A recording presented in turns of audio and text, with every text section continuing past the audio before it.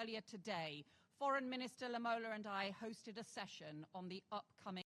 I see the Russian representative is leaving his seat because he does not want to hear the response to his illegal war of aggression towards Ukraine. Let us be clear, it is an unprovoked war of aggression that is not just a disgraceful assault on Ukraine's security and resilience. It is an assault on the UN Charter's fundamental principles and respect for sovereignty and territorial integrity, and no amount of false fantasy world distortions, misinformation and propaganda from the Russian representative about the causes of the war will convince anyone. And I say to the Russian Federation, your actions are clear for all to see, attacking not just the courageous country of Ukraine, but the UN Charter's fundamental principles. It will not succeed. The United Kingdom, alongside countries across the world, will continue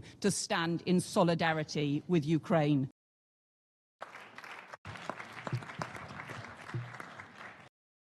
We will support, and the whole of the G20 should support, the peace where it is so desperately needed in Sudan and in Gaza. This week, the UK has made the historic decision to recognise the state of Palestine to keep alive a two-state solution, but it must be a spur, not a substitute, for much-needed ceasefire, a release of the hostages and desperately needed humanitarian aid.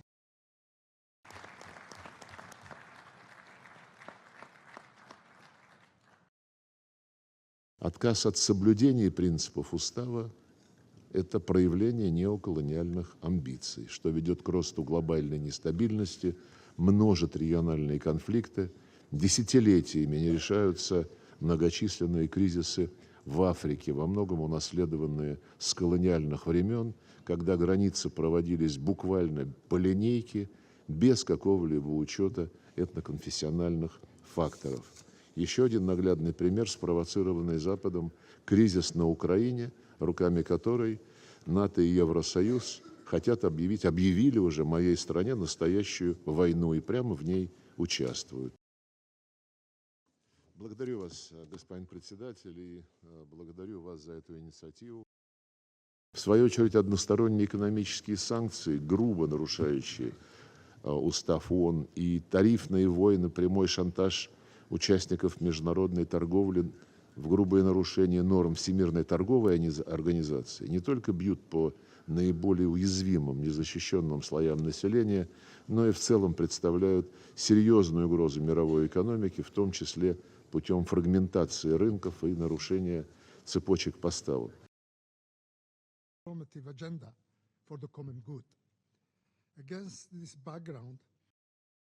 Группа 20 должна, как это и было изначально задумано, фокусироваться на экономических сюжетах, не втягиваясь в попытки предрешить вопросы военно-политической повестки дня в ущерб прерогативам ООН и ее Совета Безопасности.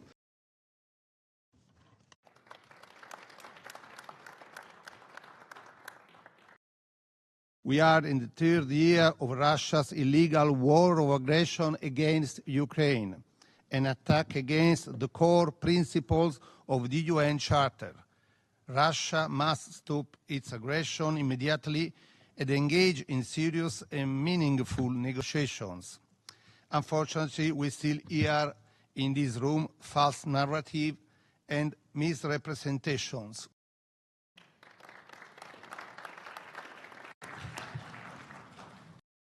We in this room all know that conflict eats away at economic growth. Conflict eats away at sustainable development. It leaves the most vulnerable behind, and it puts the achievement of the Sustainable Development Goals even further out of reach. Peace calls on all of us to play our part, combining both reassurance and deterrence, and in contributing to economic development. It is a collective commitment to ensure no potential aggressor thinks the pursuit of conflict is worth the risk. On the topic of reaffirming peace as a path to sustainable economic development, the costs, especially to the global south, in terms of energy, food and fertilizer security, were starkly demonstrated by ongoing conflicts, particularly in Ukraine and Gaza. Apart from jeopardizing supplies and logistics, access and costs themselves became pressure points on nations. Double standards are clearly in evidence. I join other members in thanking you, Minister, for convening this meeting. Peace can certainly enable development, but by threatening development, we cannot facilitate peace. Making energy and other essentials more uncertain in an economically fragile situation helps no one. Therefore, the way out is to move the needle towards dialogue and diplomacy, not in the opposite direction towards further complications. Thank you, Foreign Minister Lamola, for South Africa's leadership of the G20. This peace has to uphold Ukraine's sovereignty, protect human rights, and reflect the will of the Ukrainian people. We have to collectively call on Russia to end its absolutely unjustifiable and illegal invasion of Ukraine.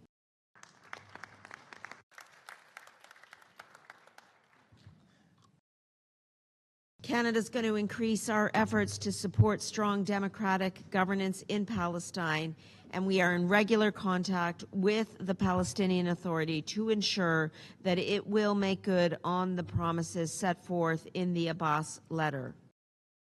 And with such important focus as peace and sustainable economic development. Economic development is not sustainable without peace, and Russia's war against Ukraine and the conflict in Gaza remain primary drivers of global instability. During its war on Ukraine, Russia has sabotaged global food supply chains, accelerated ecological disasters, and spread disinformation, including at the highest level in the international fora like this.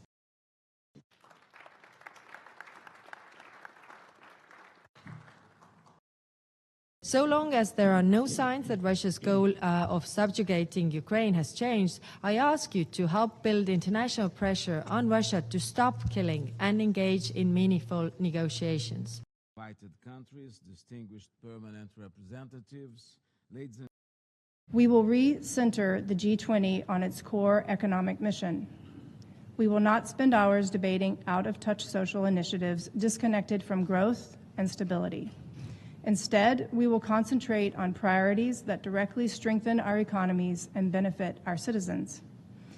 In other words, no diversity, equity, and inclusion or gender-responsive budgeting.